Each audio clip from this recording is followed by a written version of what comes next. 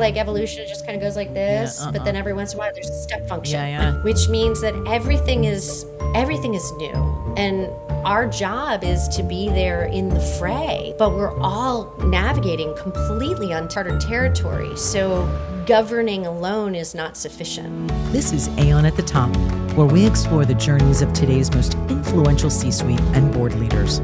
I'm Nicole Ward, Senior Vice President at Aon. And each episode, we go inside the pivotal decisions, defining moments, and leadership lessons that shaped their paths to the top. Coco, what an incredible background. And I'm just so glad to have you here and to be grateful to have known you for so many years and to get to be in conversation with you today. Thanks so much. Thank you for having me here. Yay. All right. Well, before we dive right in, I wanted to back up just a little bit.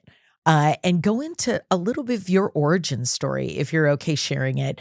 And, when you look back at some of the early chapters for you, what maybe for you didn't make sense at the time, but when you think back in hindsight was essential in shaping the path that you find yourself on today? Well, one thing that I can't believe I didn't really sink into me until maybe the last couple of years is my entire career, which now is over 30 years old. That entire career path, I have either reported to the top person or one away from the top person in almost all of it.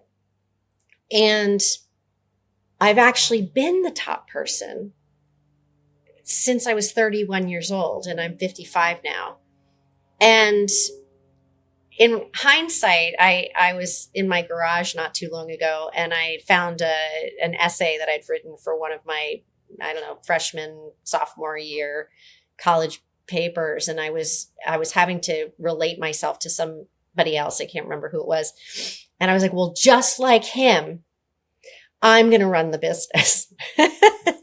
And so I think what I realized, is that my ambition was intense from day one. I didn't design to work for the top person or be very close to that top person from day one. But I'm very grateful that I have this almost, this 30 plus year career that has mostly been at the top. And that I think definitely shapes what you see about business and around you. And it's been essential, I would say, to shaping who I am some 30 years later. Sure. And it actually flows great into my next question, which is what drew you specifically to the world of boards and corporate governance, and why has that become something that you're so deeply passionate about? Well, I think one of the things, having been in that realm, if you will, for so long, I didn't actually think much about board work as being something. I didn't climb a ladder very traditionally, right? And so, traditionally 90% of the workforce stays in the individual contributor realm. Only 10% of the workforce goes into this sort of management track, if you will.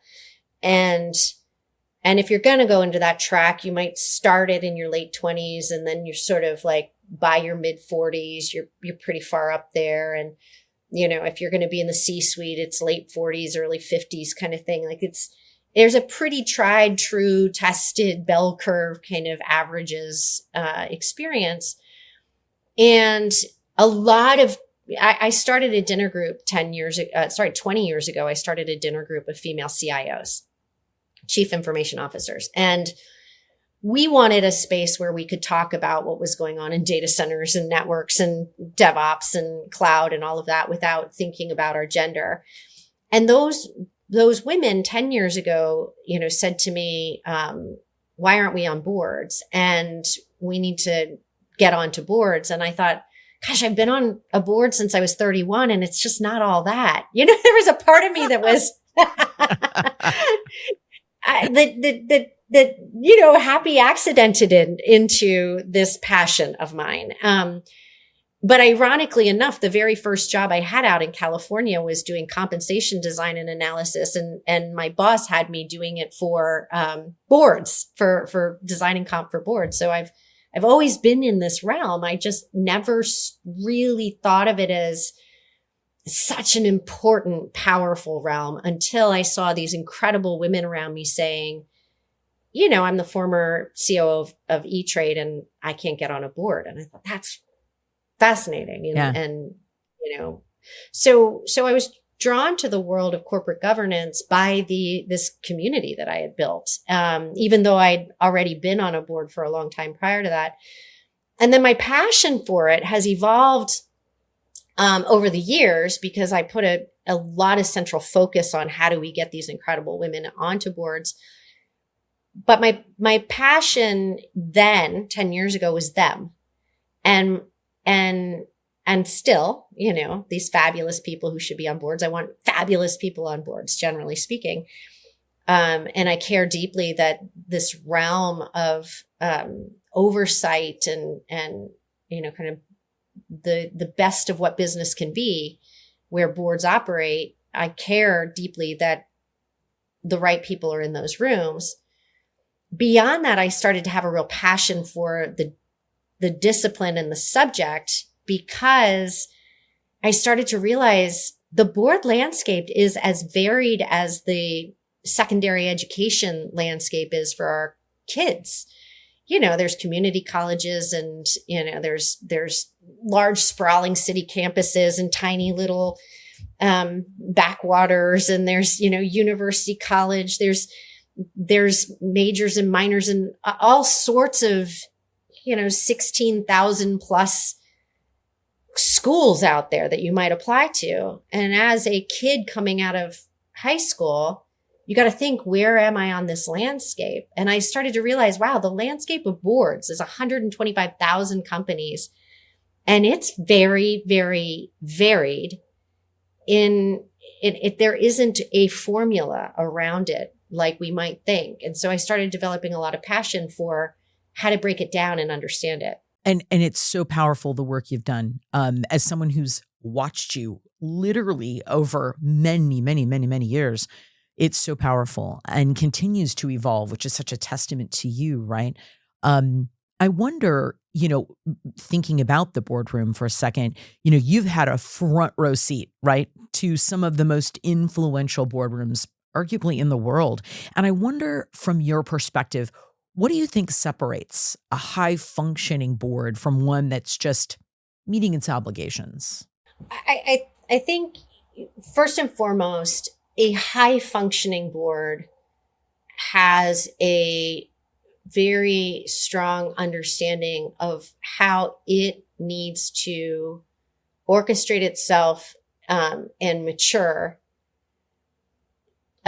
in lockstep with the business that it is. You know, so what I mean by that is, you know, I referenced 125,000 boards that would require an independent board director, which is sort of the lens that I had, because that's the lens of, you know, people who want to get hired onto boards, if you will, right?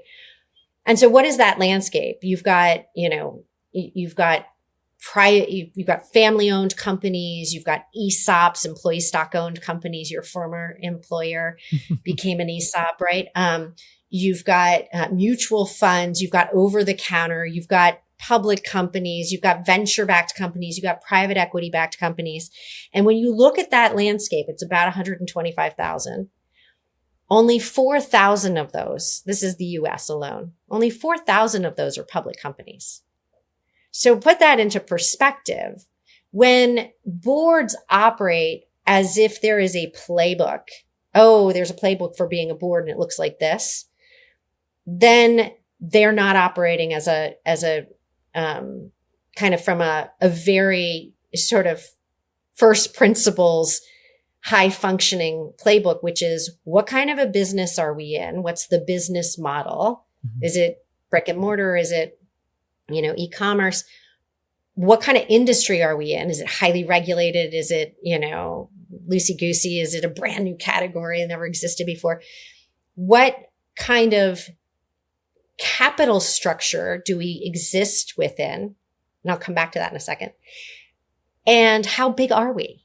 And how big are we getting? How fast? Mm-hmm. When we think about those 4 variables and we step back and we say, okay, we look at these 4 variables, how do we function as a board?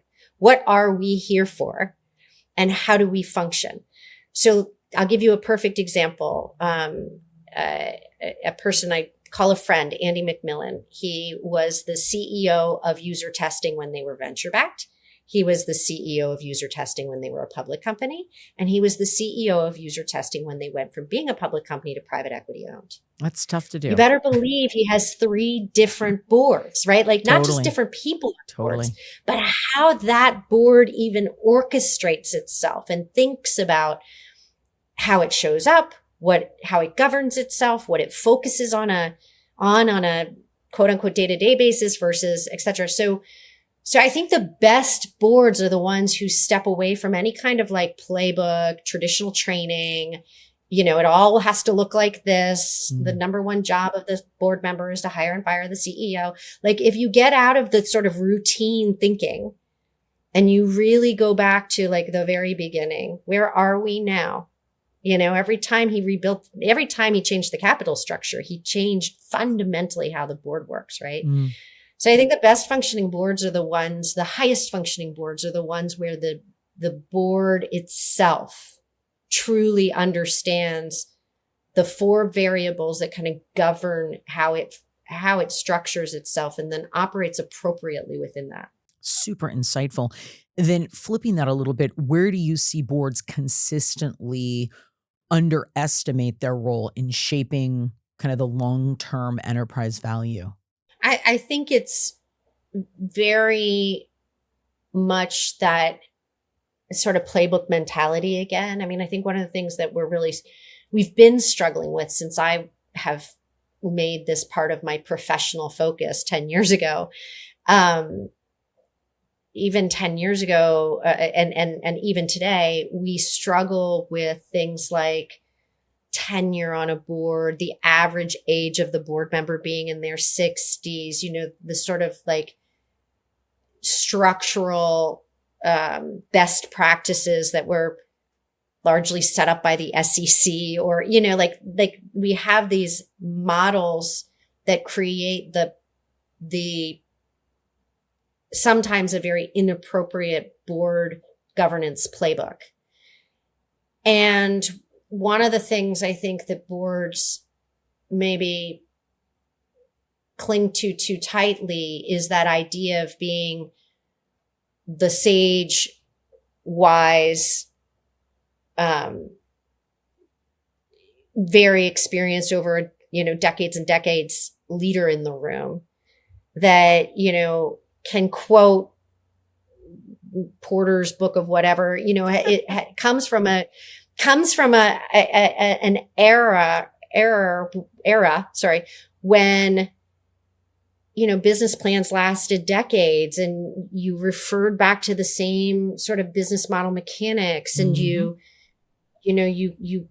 buy into that stuff. And so boards that operate too much from a playbook are the ones that are getting in their own way. And what they have to do instead is say, holy cow, we're in a step function evolutionary change. Mm. You know how like evolution just kind of goes like this, but then every once in a while there's a step function. Yeah.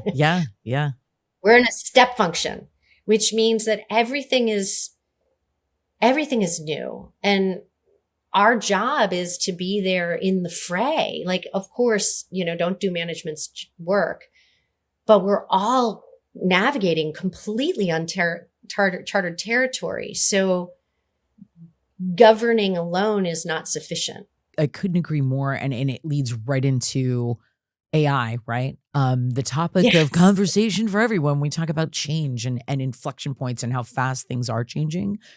Where and arguably AI is moving faster than frankly any of us can keep up, let alone governance structures, right? So What do you think responsible oversight actually looks like right now at the board level, considering that whole AI pieces? I think this plays out traditionally, like you have the early adopters, the fast forward, sort of mentality. And then you have the wait and see skeptics, waiting for the shoe to drop and then we'll, make a play.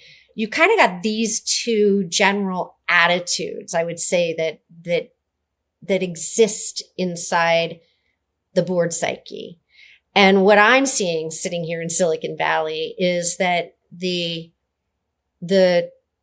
traditional technology space, every company is a tech company now, but the companies that have always bought into that, right, mm-hmm. have always believed they're tech companies and have always been tech companies.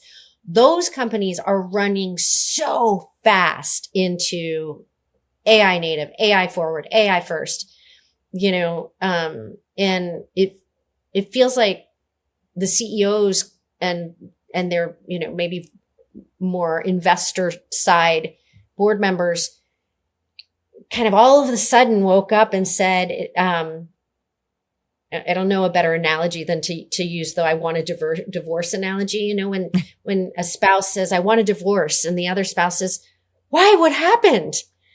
And the one who wants the divorce is like, I've been telling you. Right. That I feel like is what's happening in the boardroom, or happened like 6 months ago. And all of a sudden CEOs are going to their C-suites and saying, we're AI native. And the C-suite's like, well, that's going to take a little time. And the CEO's like, well, we don't have any time because I told you this was coming. Right? There is no time. It happened yesterday. We're AI native. We're AI first. We're AI forward. And there's sort of that AI narrative that's happening where it's like, we can't move fast enough. We've got to move as fast as we can. It's got to happen now. And then you've got this other sort of boardroom dynamic around AI that is kind of like I don't know, does it really affect our industry? And I think we're going to wait, and there's going to be some big, massive thing that happens, and we don't want to be the one caught up, like sort of that. And they're just almost like glossing over the AI conversation is the way I see the two narratives at the 30,000 foot view. I think that's really insightful. And you're so one to speak to that based on what you see and experience from your chair. Pivoting a little bit to risk, obviously we are a very large risk advisory firm. And so I'd be curious from your perspective, how should boards be thinking or redefining risk in an area where the biggest threats are intangibles now, right? Data, reputation, AI use, misuse, what's some of your thinking there around risk? I mean, I think that risk is a very different concept in today's world. And it keeps getting more and more and more and more complex because there's so much. There's geopolitical risk, living on this one planet and being so intertwined with each other. We see that in what's going on in the Strait of Hormuz, or, when the shipping container got stuck in, I'm forgetting the name of it now, but, we all know those stories of like these big, something happened at a global scale. And at the global scale, we're thinking about like, if that happens over there, what happens over here? And there's all these sort of supply chain interconnectivity. Who are my customers? Who are my suppliers? That sort of risk landscape, and just, sort of stepping back to ask that question around, what is that? What does that look like? Like if I think about all the ways in which we're connected to things outside of our four walls, or, I think about like Wynn Resorts as an example. They had like 20,000 employees in somewhere in the UAE, right when the war broke out. Like you have to think at a very sort of broad scale about the global moving points.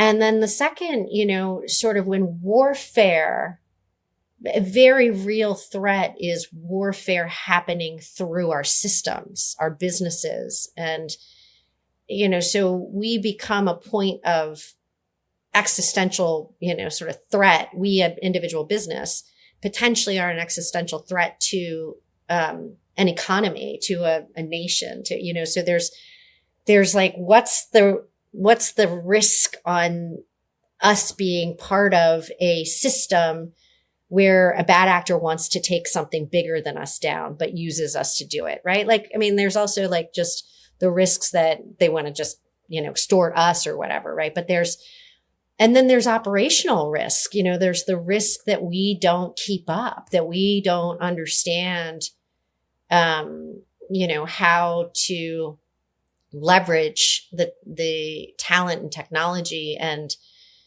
infrastructure that we have. I think about the U.S. Postal Service. 640,000 people work at the U.S. Postal Service. It's older than the country itself.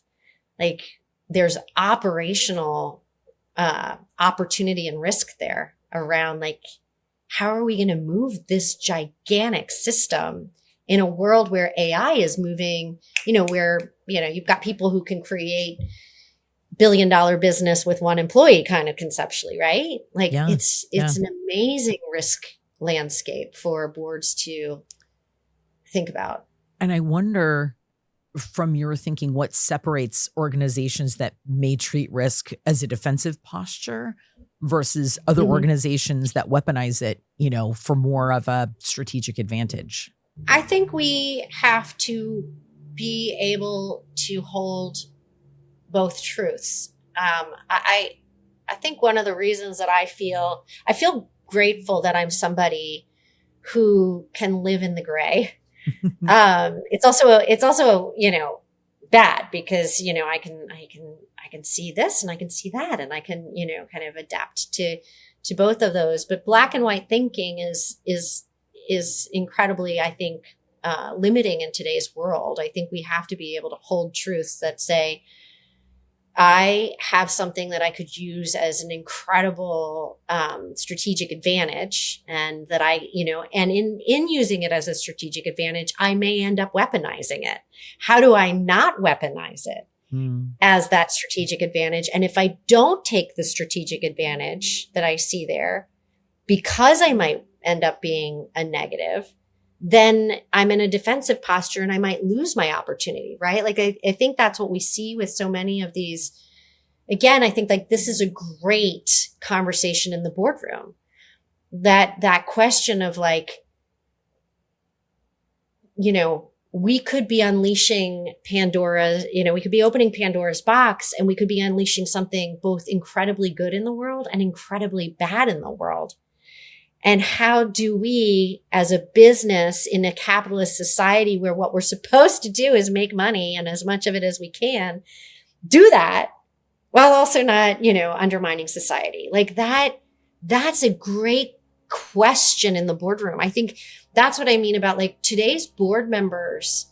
When society is so interwoven with business, the best board members are the ones who are going to be able to hold really difficult moral construct questions and, play chess, not 5D chess or 3D chess, but, just regular old chess out, some moves to say, if we make that move, are we prepared for our consequences, either to us or to what we might have unleashed? Yeah. I think it's a great, that's where the great board members in today's world will get highlighted and seen. And managing through the complexity of all of that, right?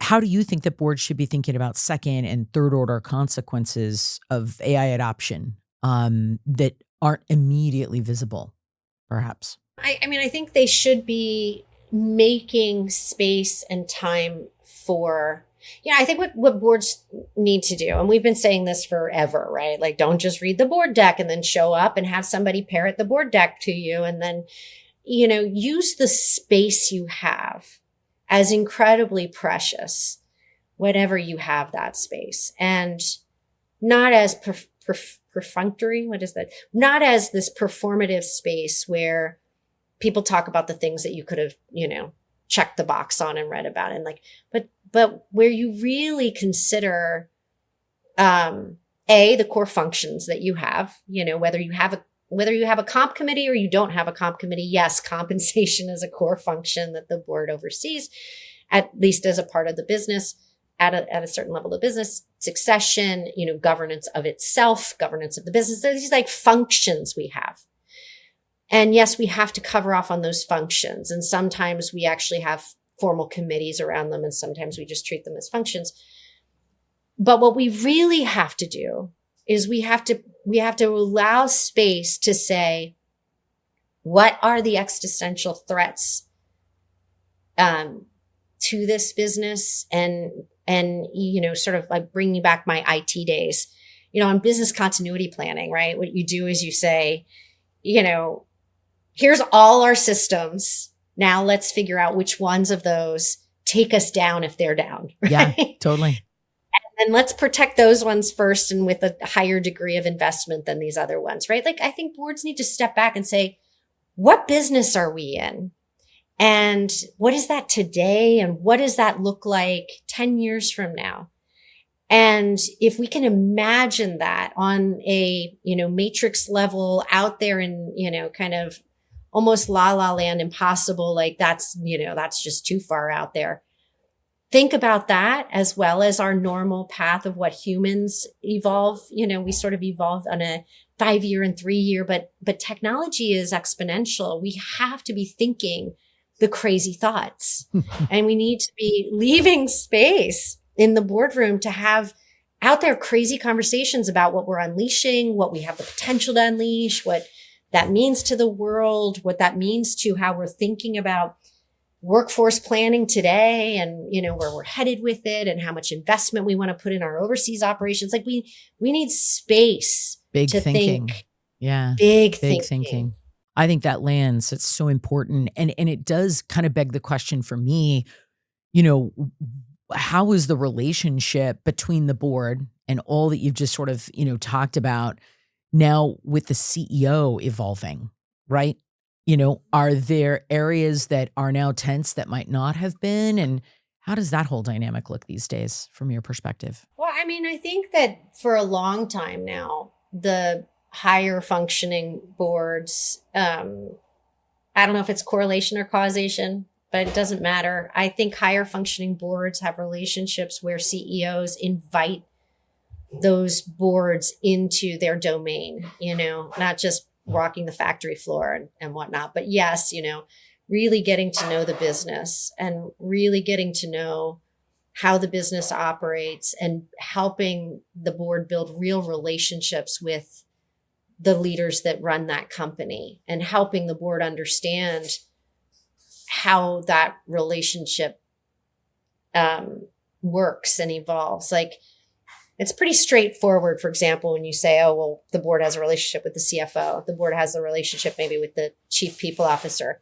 But when you get into the technology domain, you potentially have a chief product officer, a chief technology officer, a head of engineering. You might have a chief data and AI officer. You got like all these players, right? Yeah. Like helping the board understand what your various landscape within your business, how it looks and how you're thinking about how it evolves and how it has a relationship to the board so the board can truly understand what's going on in the business that it's writing off, it's backing massive investments in technology or whatever the board is backing and signing off on. Does it truly understand how that functions and operates in the business? So I think one of the things that has to continue to evolve is the CEO's facilitation of a relationship to the business as a whole. And likewise, like, for example, so I was kind of juxtaposing these two different kinds of boards, the very AI first, AI native, let's go.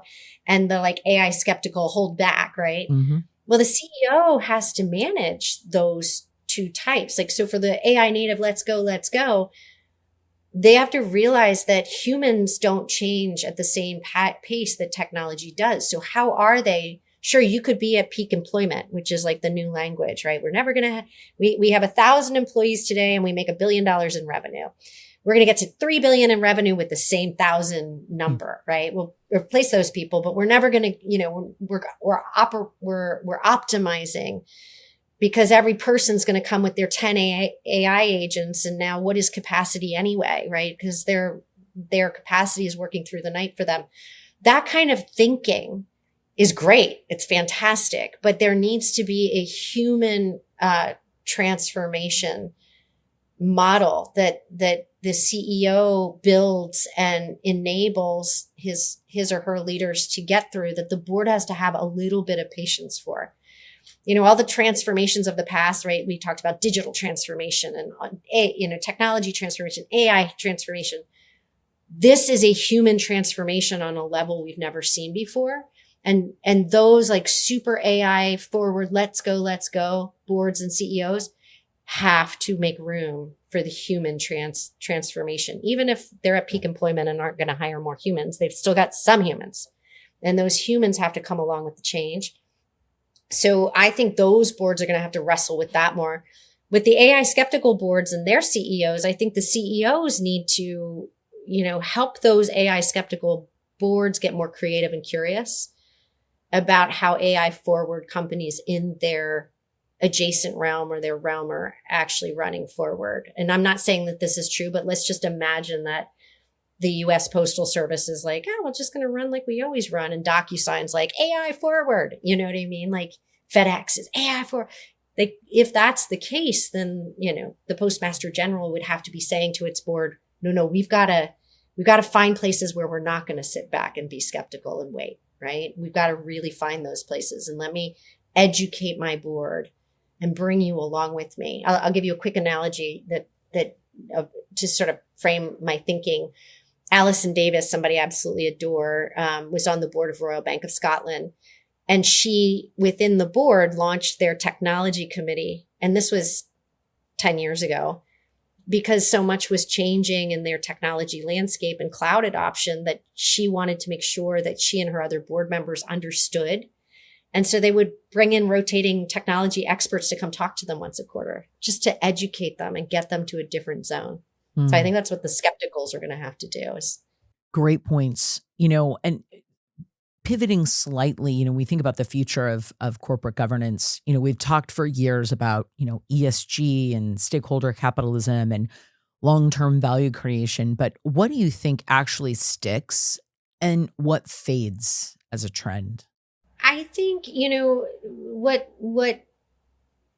if we think about the sort of macro board evolution, boards in their oldest configuration were around sort of county, city, school governance, right? Like it wasn't really until the 70s, 80s, around in there that corporate board governance started to have more of a shareholder leaning. It wasn't as, sort of trusting of management, because we started to have some really interesting financial, machinations going on.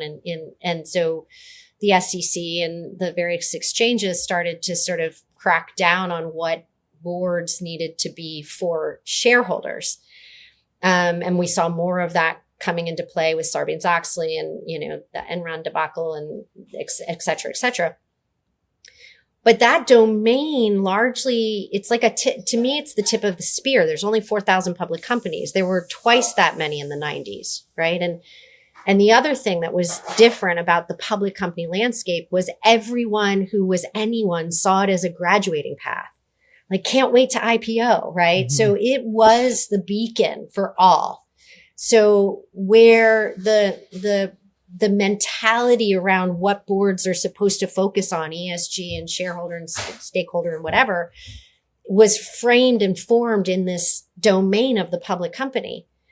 But today, it's lost some of its allure. We haven't had, until we see SpaceX going public now, we're going to see IPOs this year, right? But we've been saying we'd see IPOs for several years now that we haven't seen, right? And So that whole IPO market and the public market's like, wah, wah, so it's not the tip of the spear leading everybody any longer. It's, and to, put a little color on that, 87% of companies over 100 million in revenue are actually private companies. So, that 4,000 companies actually, a lot of that is small cap and micro cap. So what I'm seeing now is, I think, the next big trend.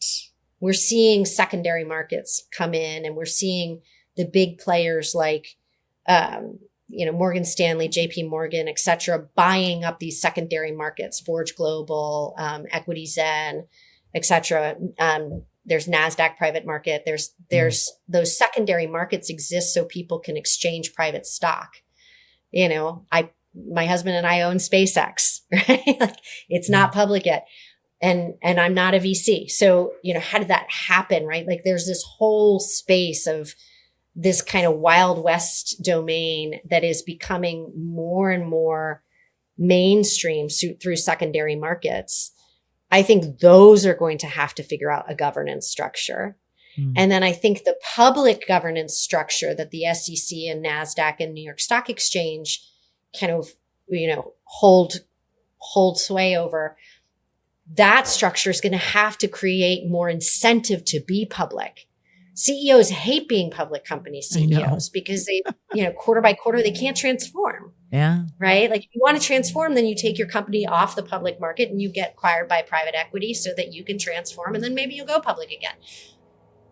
But so I think the next big wave is not the ESG stakeholder capitalism long term. I think it's going to be around fixing the fundamentals of exchange, private and public market exchanges, so that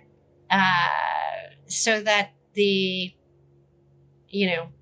work for everybody better than they have in the more recent years. I think that's great perspective. Super insightful. I wonder, do you think that governance frameworks are going to be, more standardized globally at some point, or more fragmented?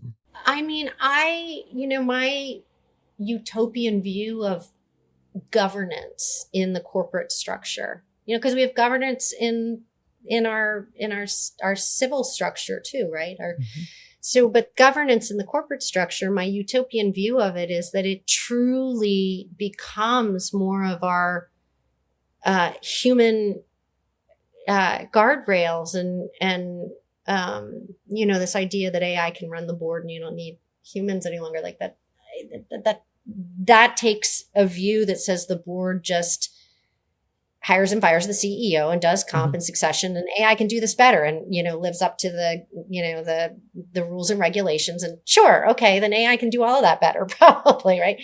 But what's the real function? The real function is to make sure that this entity is healthy and exists in a healthy way in the world, which I think needs to be an and that we don't have today. That's stakeholderism. I think that in that sense, a standardizing globally that I would love is in the way that we manage nuclear threat. I mean, nuclear threat was a huge potential when we dropped the bomb on Hiroshima, and that made everybody wake up. And all of a sudden we all said, we have to manage this thing. Well, I think there's certain levels like that of governance on a business level that we have to take into consideration. And business understands AI where government does not. And, because it's creating it all. So I do think that we do need some standards on, how we apply our, kind of moral and ethical and, human rights standards within a business ecosystem that we have frankly never really had to think about before. We're thinking about in retrospect when we drag Mark Zuckerberg to Congress, right? And say, did you undermine an entire generation? Like, those questions have to come out ahead of catastrophe. Where, on that note, where are you seeing the most forward-thinking boards placing their bets right now? Whether that's, AI, talent, partnerships, new business models, where are you seeing the bets getting placed right now? I think that the low hanging fruit for sure is, if I put my total capitalist hat on, it's the revenue per employee kind of thing, right? Like just at a basic metric. The low hanging fruit is, what are humans doing that they should not and AI should, cheaper, faster, better. I think companies would be foolish not to go after that. And the AI native companies, I think, I think it's, I'm just talking more about sort of the generic company. The generic company should be thinking about that and not underestimating that potential. If I have 75 schedulers and they're routing Medicare people from one facility to another, I should have a dynamic routing system, and all but 3 of those people are not needed any longer for that 75 person team. But then what do the other 72 people do? Well, presumably we're going to grow and have more business. Can those be deployed into more human things? So I think the other really big thing boards and C-suites and CEOs need to be thinking about is not just that revenue per employee. Okay, great, let's optimize it. But what do they do now? What is completely uniquely human? If 60% of your job can be done by AI, what's the 40% that cannot? And I think that is just as interesting a question for, boards and companies to be thinking about, is like, what is our human business model, and how do we become an even bigger and better business because we have a human model as well as the AI model? I think you're really spot on there, because I think that human model piece, that portion, could be where the real competitive advantage is, right? Yes. Totally agree with you on that. So pivoting a little bit to sort of board composition, how then do we need to be thinking about board composition over the next, I don't even think we can say decade. I think it has to be like, few years, because there are so many unknowns. But, whether it's skills or diversity of thinking or background and operational experience, what do you think board composition should look like over the next few years? How should we be thinking about it? I think the questioning around tenure and term limits and age limits is a really good one. Now, again, there's 4,000 public companies. So I think in general, what a sophisticated CEO and board should be thinking about is, I'm at 100 million in revenue today, and I want to get to $1 billion in revenue today. I have the leadership team that can stay with me and move ahead in that increment, in that growth path. But do I have the board that can help me oversee as I get to several hundred million? And now I'm making bigger decisions that have different kind of weight or different, maybe not bigger, but different kinds of decisions and different kinds of impacts and different kinds of next level growth trajectory, et cetera. And I think boards would be served to think more broadly, greater generational diversity. I do think that, that being able to be in a space where you understand that if you can imagine it, you can create it. Like truly, if you can imagine it in today's world, you can create it. And boards need to have people at that table who deeply understand that, who deeply get that.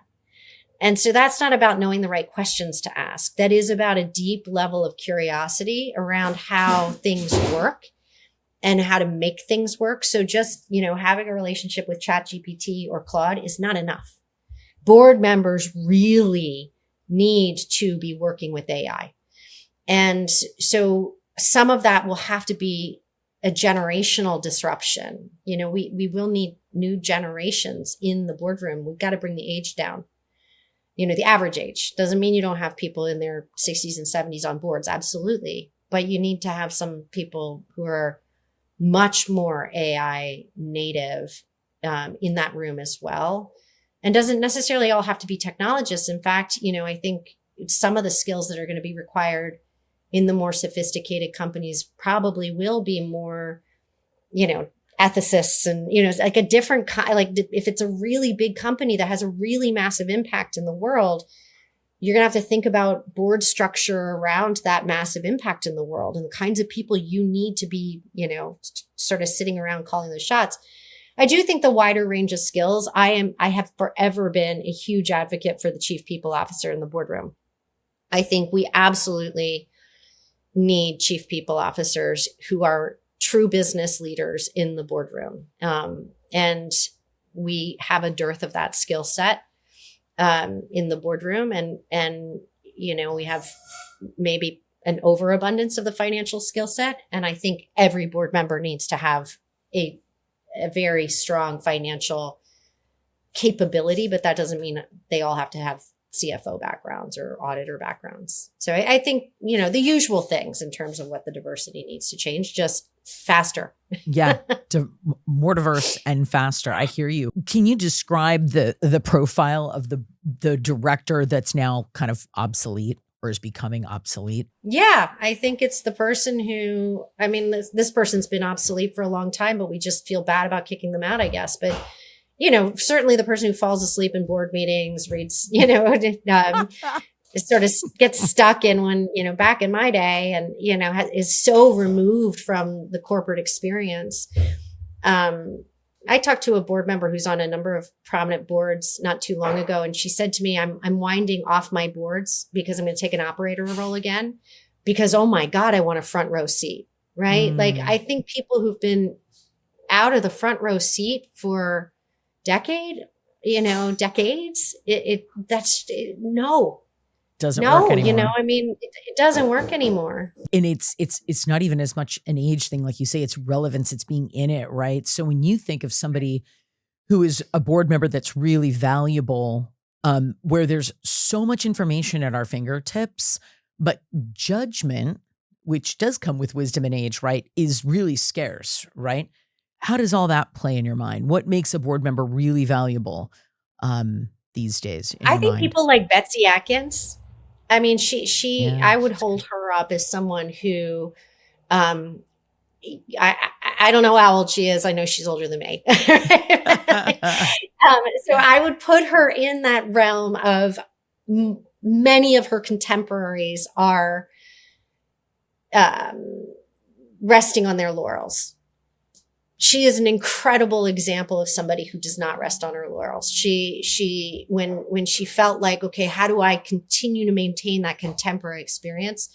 She got on the advisory board for Google Cloud. So she doesn't just like take the GoPuff board roles and the, but she says, I have to maintain my relevancy.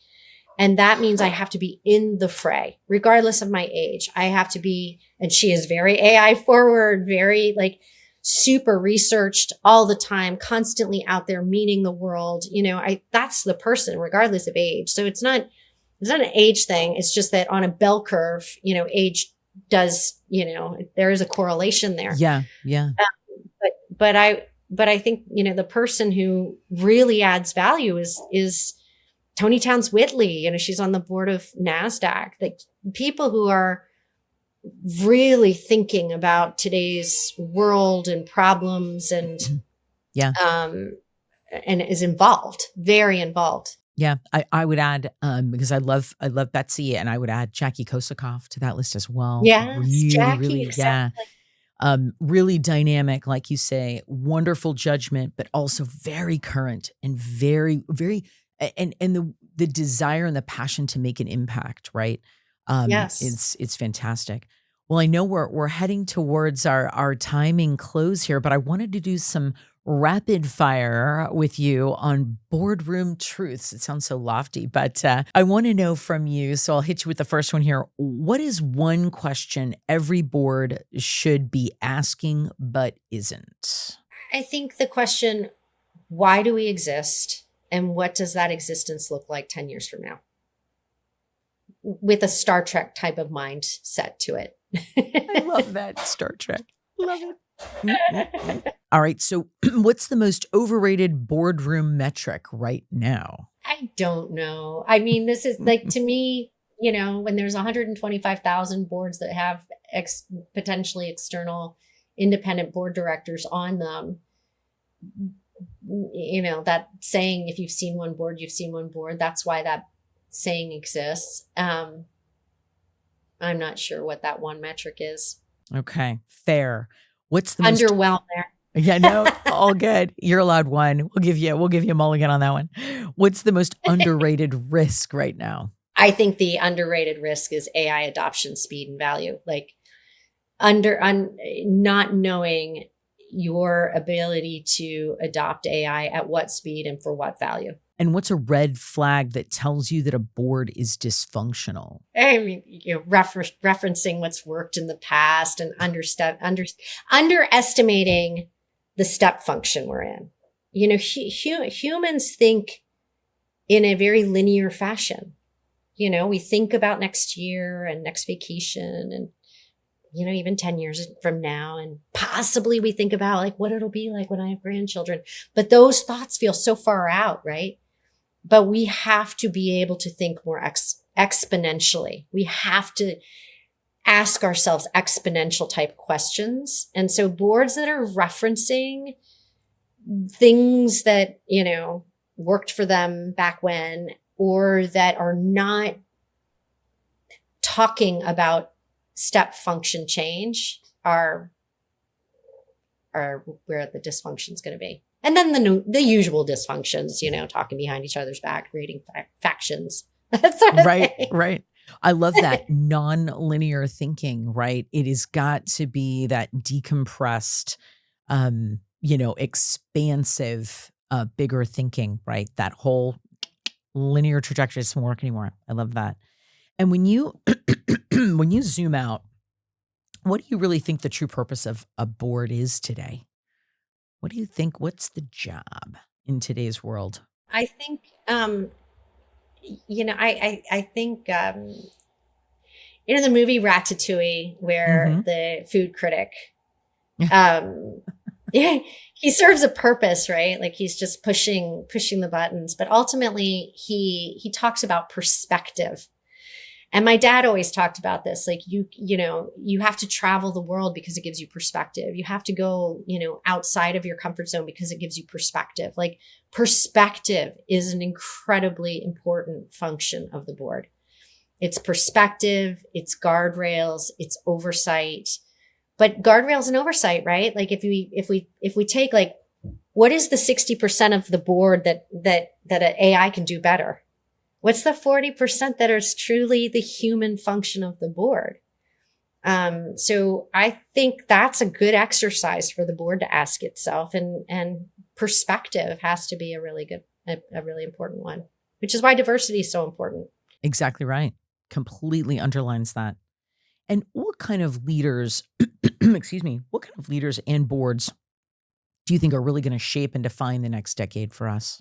I think people who are truly modern, truly AI forward, not blissful and reckless, but very AI forward. So essential is a well-rounded business experience. I get it as a founder, an entrepreneur, a CEO, as the person who's been at the top since, for 2 decades now, 2.5. I get why we want CEOs on boards so badly. And it's because the CEO understands the capital structure, the general legal structure, the financial structure, the marketing structure. The CEO understands the whole of the business because the CEO runs it. So all the other people who also need to be on the board, the chief people officer, a go-to-market expert, they have to understand the business, which means they've got to get outside of their zone. those people who get super curious about how the business works, they're going to be, really great board members. And I do think that all of us have to have financial flexibility. We have to understand different capital structures. We have to understand a PE-backed capital structure, a public capital structure, a venture capital structure, ESOP capital structure. We have to understand those as board members, not as financial experts. Yes, you need some, but not everybody does. But everybody needs to have financial literacy. Absolutely. It's fundamental. And I wonder, because so many people that are in the audience or listening to this are aspiring to get to the C-suite or the boardroom. I wonder if you have any advice to that next gen of executives that want to crack, the code on how to get there. Well, I have a series I lead called CEO Perspectives, where I interview prominent CEOs from, Bank of America, MetLife, Cardinal Health, Zero. Like I'm on 32 now CEOs, and it's been phenomenal. And I will tell you, none of them took a traditional path to CEO. And, Brian Moynihan, CEO of Bank of America, was a lawyer, right? Like, one of my favorite is Karen Peacock, who was the CEO of Intercom, which we use at Athena it's a great communications tool. She was the CEO of Intercom, and she talks about how she was, I forget whether it was product that she started in and went to marketing, but she was on a great executive path in one zone. Let's call it product. And she took from what all of her friends would say was a step down, at best lateral path, to go get a role in, let's call it marketing. But because she diversified her perspective on the business, she positioned herself for a step function jump, right?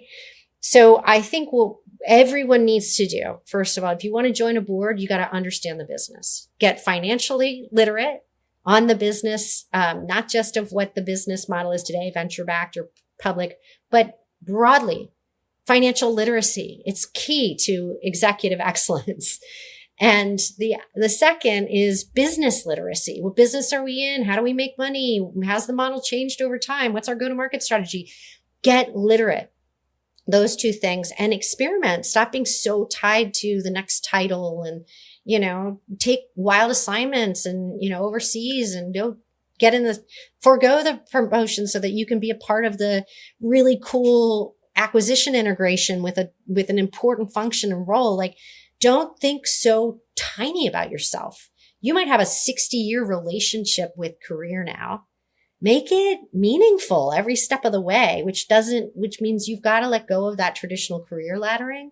And when you do, and you start thinking more broadly and making yourself a strong business asset, more opportunities will come to you. I love that, because the two words that are really landing, over the last hour we've been talking are that sort of non-linear, that's two words, or half of one and a half, non-linear thinking, right? Getting out of that, it's got to look a certain way, or there's a certain path or a certain sequence, and seeing things in a much more holistic way. And the second is perspective, which you've mentioned numerous times, which thinking in a nonlinear way inadvertently gives you those opportunities to increase your perspective. So I love all of that. Well, in our last minute or two, I want you to tell everyone a little bit about where they can find Athena, all that you have going on at Athena, the ways that they can plug in and find you, follow you, and support you. Thank you. Well, I'm very easy to find on LinkedIn. If you type in Coco Brown, I'm very likely to be the one that pops up. So thank my parents for that. So, definitely LinkedIn, connect with me. Athena Alliance has a LinkedIn as well. AthenaAlliance.com is our website. Where I'm headed is, in case we didn't all realize it, we're on our own. And I think we have incredible platforms for mental health and physical health. And that's been something we've been investing in for decades now, but we do not have a strong platform for career health. And we're headed follow us, because there's a lot of evolution going on here, but think of us as the career care platform. Love that. Very well said. So, Coco, I literally could keep going, because you're a fountain of extraordinary information and insight and perspective, and just grateful to have some of your time here, and appreciate you so much, and just honored that I've gotten to know you and see you evolve, and I'm really excited to see what's next for you. Me too, with you. You've got so many great things going on. Thank you. Absolutely. Thanks so much.